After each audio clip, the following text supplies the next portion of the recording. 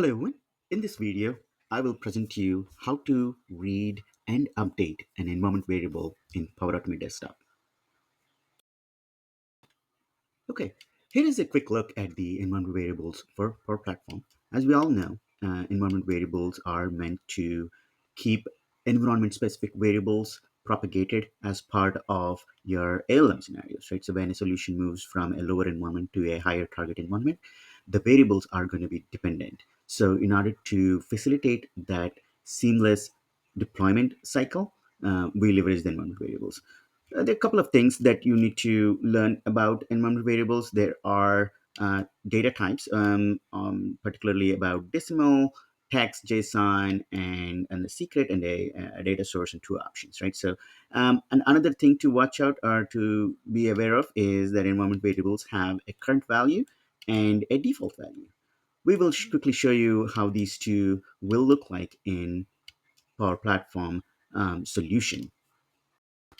Okay, once you're in solution, you can quickly create a new environment variable by going to new and select environment variable, and you will see the name that is displayed here, and then the display name and the description. And remember how we talked about data types? Here you see what type of a data type that you want to represent this environment variable with. So I have created a new a specific environment variable here, which is called as the environment env underscore work name. Let's see how I have defined this. So the display name is set out to be env work name. And another thing to really pay attention to is this. This is the schema name, the unique name that is used for this variable, right? And then I shared a quick description, and I selected text as the data type. And the default value as I want this variable to have is the HRQ. And currently, this particular environment variable holds the value of ITQ. Okay, so in order to read and update an amount variable within Power Automate Desktop, we have to leverage a new capability that was introduced called the Microsoft Dataverse Actions. So this particular capability that is recently introduced allows you to read a particular environment-specific table and list the rows from it, right? So as you can see here, this is the Microsoft Dataverse connector that you can actually try to access any data table within that environment. So we'll leverage some of these actions that are available within the new Microsoft Dataverse connector in Power Automate Desktop, and then see how we can actually read and update a particular environment. Okay, we have seen the Microsoft Dataverse connector specific actions in the previous section. And now I am within the Power Automate Desktop, and I have selected Microsoft Dataverse grouping.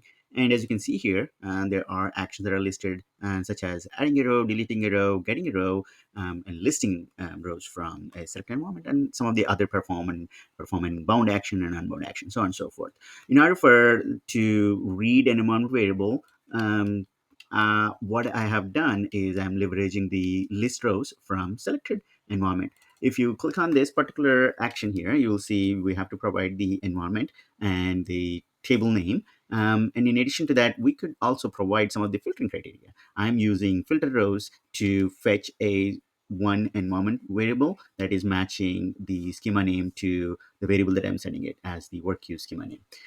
As you can see here, what the schema name that I have shared here is that I'm sending the work queue schema name as the environment variable that we have created before. All right, so this is the flow that is going to traverse through the environment variable definitions and find the value that matches that particular schema name and retrieves that. Let's see in action how it runs.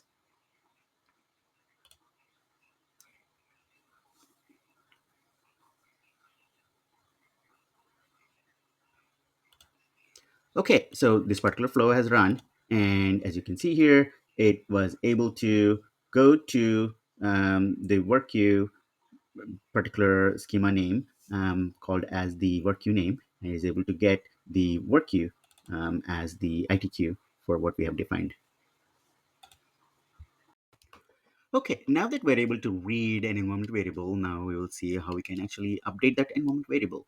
In order to do that, we have to do a two-step process. First is to list all the environment variables definitions. Once we get those definitions, we need to identify the values that are available for that environment variable definition, right?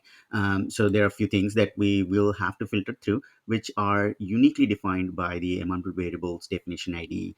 Is the unique key there to identify the right value.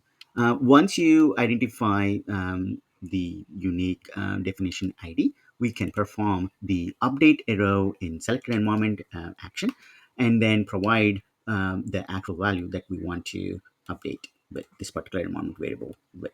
So this is the value that we want this to be updated. So let's see what I have shared. The new work queue name that I have provided as the finance queue. So let's see how this particular flow runs and the effect that it takes on the inventory variable.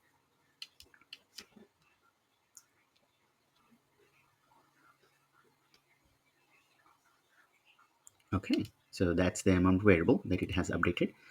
Okay, so that's the flow completion status. So okay, after the flow has successfully run, so now let's look at the environment variable.